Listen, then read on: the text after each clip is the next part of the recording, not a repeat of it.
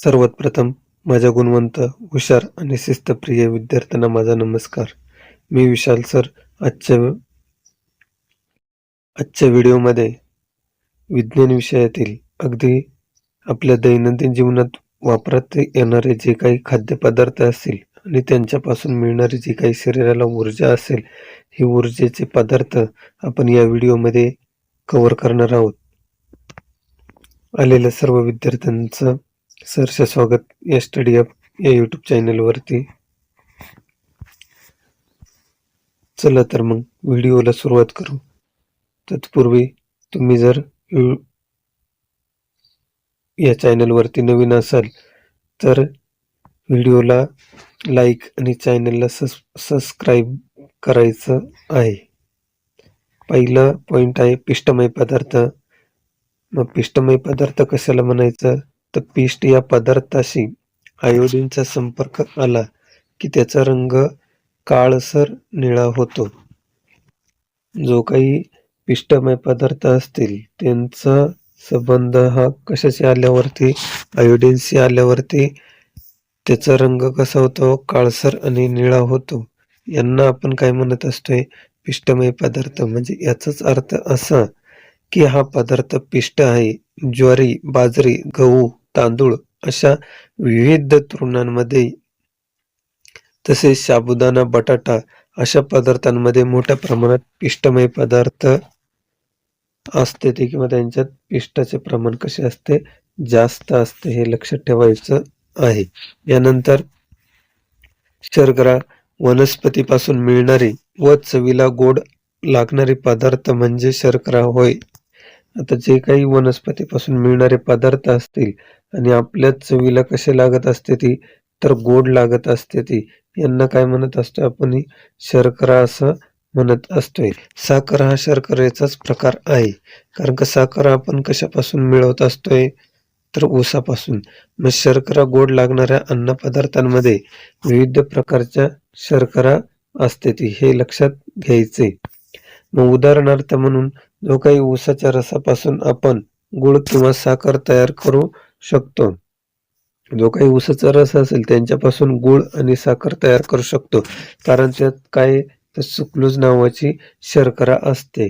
मग असे विविध पदार्थ जे असतील, जसं की पिकलेला आंबा आहे, केळी, चिक्कू, विविध फळे, मध, दूध यातील वेगवेगळ्या प्रकारच्या काय असते ती, शर्करा असते ती. हे या शर्कराचे शरीराच्या सर्व भागात मंद गतीने काय होत असते, ज्वलन होत असते, आणि त्यापासून आपल्या शरीराला काय मिळत असते, तर ऊर्जा मिळत असते. आणि तंतुमय पदार्थ, आता ज्या काही फळांच्या साली असतील व भाजीपालांच्या शिरा, तसेच साली, भाजीपाला, पालेभाज्या, धान्य, कडधान्य हे सर्व तंतुमय पदार्थ आहेत. हे तंतुमय पदार्थ आपल्या शरीराला ऊर्जा मिळवण्याचं काम करत नाही, तर ती उत्सर्जन प्रक्रिया जी आहे ती काय करते, सुरळीत चालण्यासाठी या तंतुमय पदार्थांचा मोठ्या प्रमाणात उपयोग होत असतो. हा लक्षात ठेवायचा आहे. मग आता आपल्याला बघायचे कर्बोदके.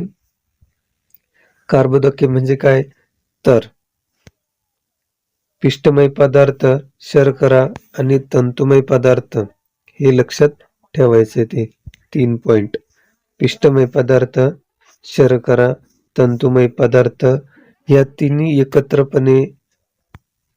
एकत्रपणे येतात, त्यांना कर्बोदके असं म्हणत असते ते. मग कर्बोदके म्हटल्यानंतर जे काही आपलं शरीर असेल त्याच्यात 1 ग्रॅम कर्बोदकांपासून आपल्याला किती कॅलरीज मिळते, तर 4 कॅलरीज ऊर्जा मिळत असते. हे लक्षात ठेवायचं आहे.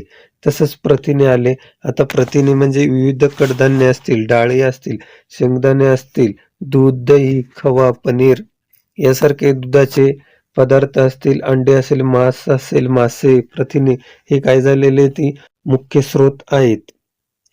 प्रथिने मिळवण्यासाठी आपल्याला रोजच्या आहारात डाळी व कडधान्य तसेच दूधजन्य पदार्थांचे काय करावं लागतं, समावेश करावा लागतो, किंवा आहारात घेणं गरजेचं आहे. मग त्यांच्या 1 ग्रॅम प्रथिनेपासून आपल्याला इथं 4 कॅलरीज ऊर्जा मिळत असते, हे पण लक्षात ठेवायचं आहे. त्यानंतर सिद्ध पदार्थांपासून पण आपल्याला ऊर्जा मिळत असते. दुधापासून मिळणारी साय, लोणी, तूप, वनस्पतीपासून मिळणारे तेल ही सिद्ध पदार्थांची उदाहरणे आहेत. शिवाय यांच्या व्यतिरिक्त जे काही मांस असेल, अंड्यातील बलक असेल, यात सुद्धा सिद्ध पदार्थ मोठ्या प्रमाणात आढळत आहेत. जशा वनस्पतींमध्ये जे काही तेलबिया असतील, त्या तेलबिया सुद्धा यामध्ये येत असते. मग ते आपले जे काही अंतर्इंद्रिय असते ते आपल्या शरीरातील, त्यांचं संरक्षण करायचं काम हे सिद्ध पदार्थ करत असते. पण या सिद्ध पदार्थांचं एक वैशिष्ट्य आहे. जर आपण 1 ग्रॅम सिद्ध पदार्थ घेतलं तर त्यांच्यापासून आपल्याला 9 किलो कॅलरीज ऊर्जा काय होत असते तर मिळत असते. हा पॉइंट लक्षात ठेवायचा.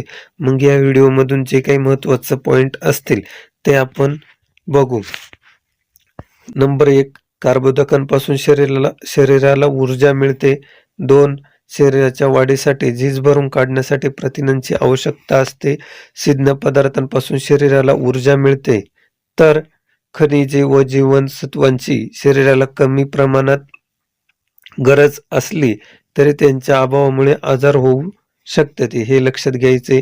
फळे व फळांच्या साली, भाज्या, धान्य व कडधान्ये हे सर्व तंतुमय पदार्थांचे स्रोत आहेत. तसंच आहारातील प्रत्येक खाद्यपदार्थांपासून आपल्याला एकापेक्षा अधिक अन्नघटक मिळत असते आणि शेवट सर्व अन्नघटक योग्य त्या प्रमाणात मिळाले नाही तर कुपोषण होते आणि कुपोषणाच्या व्यक्तीने जीवनावरती गंभीर परिणाम होत असतोय. जे काही आपलं आहार असेल, या आहारात तिन्ही घटक योग्य प्रमाणात घेणं आवश्यक आहे. त्यांच्यामुळे आपलं जे काही शरीर असेल, हे शरीर योग्यरित्या वाढ करत असते आणि इतर जे आजार असते हे आजार प्रतिकार रोखण्यासाठी किंवा इतर जीवाणूंचा आजार रोखण्यासाठी किंवा आपल्या शरीराची प्रतिकारशक्ती वाढवण्यासाठी या कार्बोदकेंचा, सिद्ध पदार्थांचा आणि प्रथिनांचा मोठ्या प्रमाणात आपल्या शरीरात उपयोग होत असतोय. बाकीचा भाग पुढील व्हिडिओमध्ये बघू.